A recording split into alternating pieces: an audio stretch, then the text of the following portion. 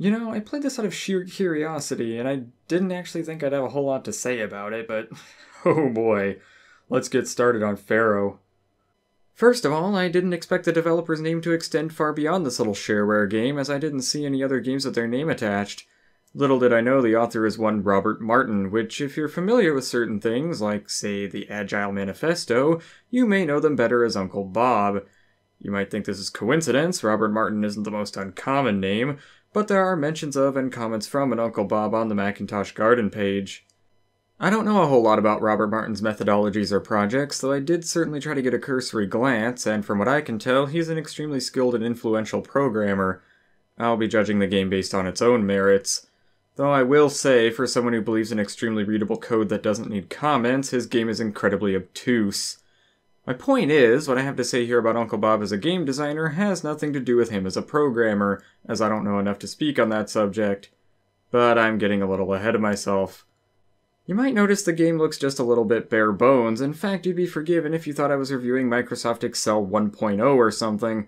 Well, aside from the lower half of the screen. By the way, props to Uncle Bob. He was kind enough to provide a registration code to the Macintosh Garden, so if he sees what I have to say about this game, it's nothing personal, and you're free to give me a ribbing about how I've never coded much of anything in my life. Your goal is to build a pyramid, height depending on difficulty, to solidify your place in history. And yes, there is a story, basically that you're the son of a very powerful and wealthy noble, but he kinda hates your guts and kicks you out. So with nothing but a small loan, which the bank only gives thanks to your heritage, you set out to grow your own empire, to become Pharaoh, as it were. Though this bit about making and breaking deals is a lie, but we'll get to that later. So your goal is to build a pyramid, but why? Clearly to create a monument to harness the power of the unbridled evil that is Ancient Egypt!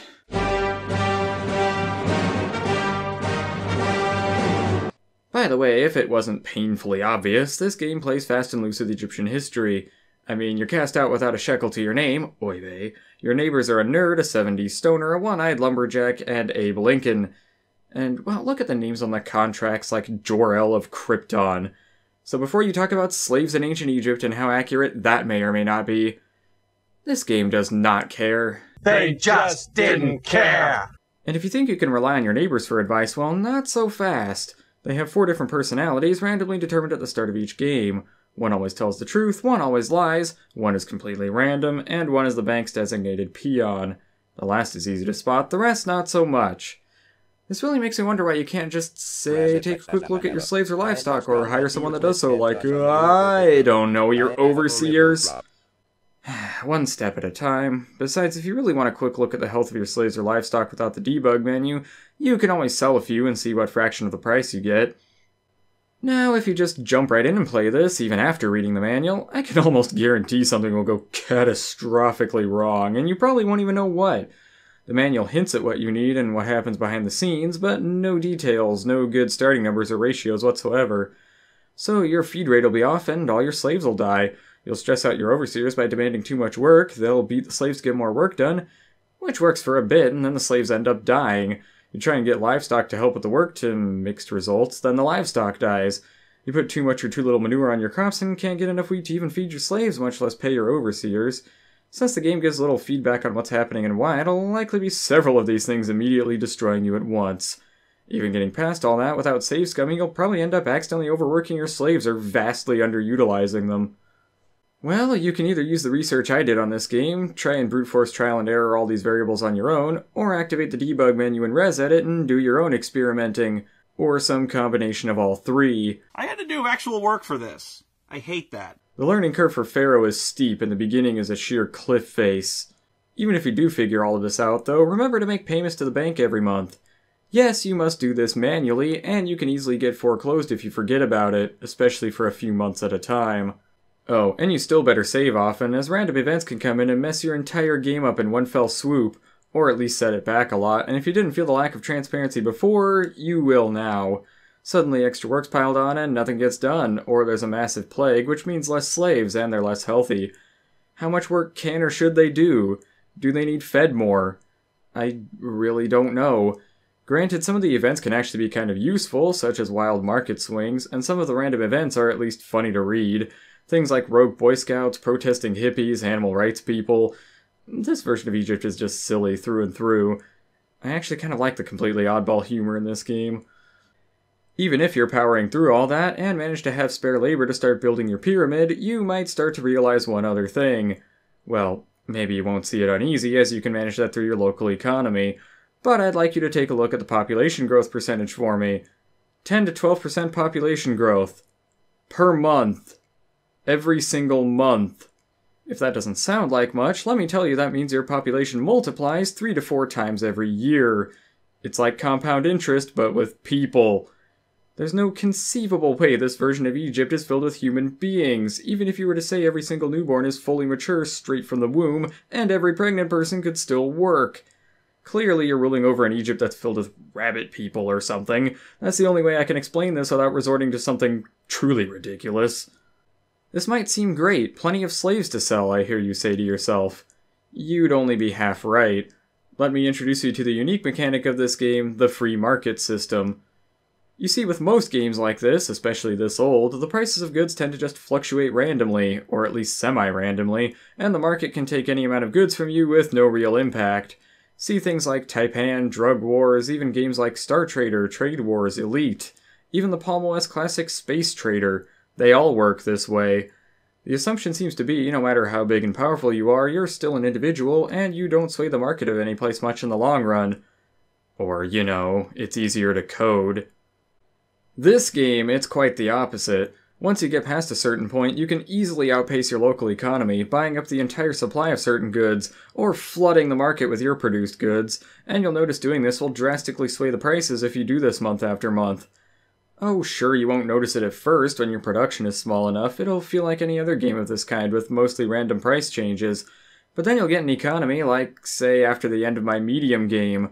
Slaves had gone from 1,000 gold each to half a gold each. Not half 1,000. Half a single gold piece. Everything else I'd been able to manage through the contract system, which we'll get to, but I'd gotten to the point where no one wanted to buy my slaves at all. People would maybe buy hundreds or thousands when I was getting fresh printed batches of 100,000 slaves each month. Everything else I kept somewhat managed, aside from land prices spiking a little bit. You might also notice some scientific notation starting to creep in there. Hundreds of millions of bushels of wheat for billions of gold. Yes, on hard you'll be dealing with gold in the billions quite regularly. Billions and billions and billions and billions and... Oh dear, no, I'm not turning into a skeptic. TM channel. Go to commercial! Wait, I don't have monetization anymore. Damn it, YouTube! Yes, the manual gives units for each of these things. Manure's in tons, land's in acres, and wheat is in bushels. Apparently gold is in shekels, if the manual's to be believed. The gold bit is particularly funny because, from what I can tell, ancient Egypt tended to work off of bartering goods, but this game is complicated enough as it is. Let's just assume Egypt has a currency. So let's put this all in perspective. On easy, I took out my small loan of 2.5 million gold and bought and hired some starting stock. You need 5,786 stones to build a 100-foot pyramid, and our little slice of Egypt went from the size of Vatican City, which is apparently smaller than the Pentagon, to the size of Monaco. On medium, you'll be starting with a lot less. I mean, look at this. My farming empire will be started with land that's only 3 times the base of the Great Pyramid. I ended with something close to the size of Manhattan and was ready to buy up more land the size of Walt Disney World. You might think that medium is about, 3 times harder than easy is because it's a 300-foot pyramid? You wish. You have to place a good 54,500 stones. Also keep in mind, the greater the height the pyramid's at, the more work each stone takes to place. So that's at least 10 times the work, probably more, with 10% of the starting money.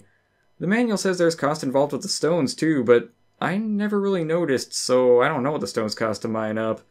Probably not important. Woo, tangents. Anywho, you'll be outpacing your local economy soon enough, and you'll finally need to use contracts. Like most things in this game, the contracts are an interesting idea, but they end up being frustrating to no end.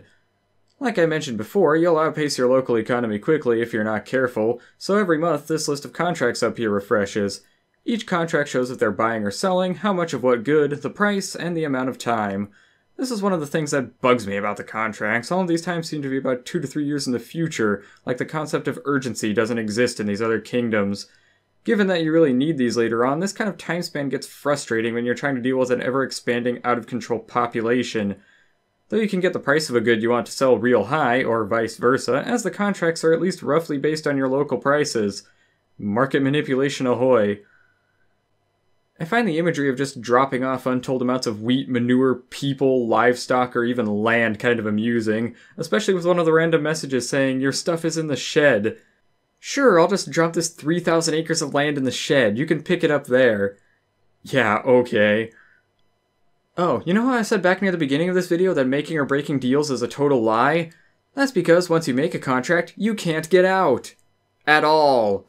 There is no way to cancel a contract, not even with some penalty.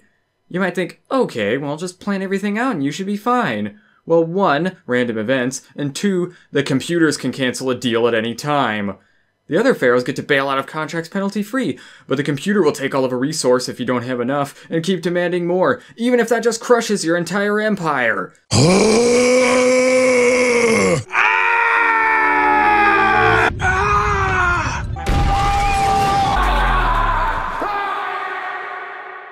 This thing is basically save scumming the game. Because of all of this, I don't know how to beat the game on hard. Not because of the pittance of a loan, 50,000 gold that you start with, where you essentially start with a football field and a half of land and a couple dozen people. It's not the 1,000-foot pyramid you need to build, which would dwarf the Pyramid of Giza's 480 feet. There's 2 main things that destroy my playthroughs on hard. Either failing to meet a contract, and that basically kills you, or my population being impossible to manage, eating all of my food and, consequently, money, and bankrupting me. I suppose I could try to starve them, kill them off, and fire most of my overseers, but then I'd have to build up my slaves all over again, and that would probably take a small chunk of the 40 years to do. Not to mention I'm not sure if firing a bunch of overseers makes their prices soar later, and you'll disrupt any contracts you have. Oh, and you'll fire up the Alex Jones conspiracies about depopulating Egypt. Wow, I'm on a roll today. Admittedly, I hadn't tried that method. I usually tried to sell off a bunch of slaves through contracts and tried to continually expand my land borders to support larger populations as soon as possible. Maybe the random events that kill off some people and make the rest unhealthy are actually needed to cut down the breeding rate for a while? I honestly have no idea. Hopefully someone can get more detail on the math behind this game. I have some potential formulas and data in the description if anyone wants a starting point. Oh, and don't be ashamed to activate and use the debug menu. In conclusion, I can't say that Robert Martin didn't try to make an interesting game with new ideas in it. I mean, here I am talking about it now. However, this game is probably evidence for why we hear about him as a programmer and not as a game designer.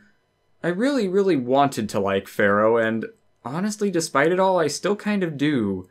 It's just incredibly infuriating as well. What a beautiful pyramid. It's so high and wide. Now you can die in peace.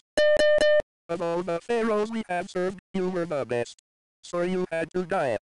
But you've completed a great tomb to spend eternity in. I'm sorry I can't be any help for advanced strategies here, but I can only do so much. I'll give it credit. It's hard, mostly because you're trying to run an alternative Egypt filled with modern stereotypes running on shekels and filled with rabbit people. Ah! Oh, and next time, hopefully something that doesn't infuriate me. Curse you, Uncle Bob. Well, joke's on me. Next is probably Wesleyan Tetris. Here's some more strategy games, and social links are in the description. The Revolution will be on Macintosh.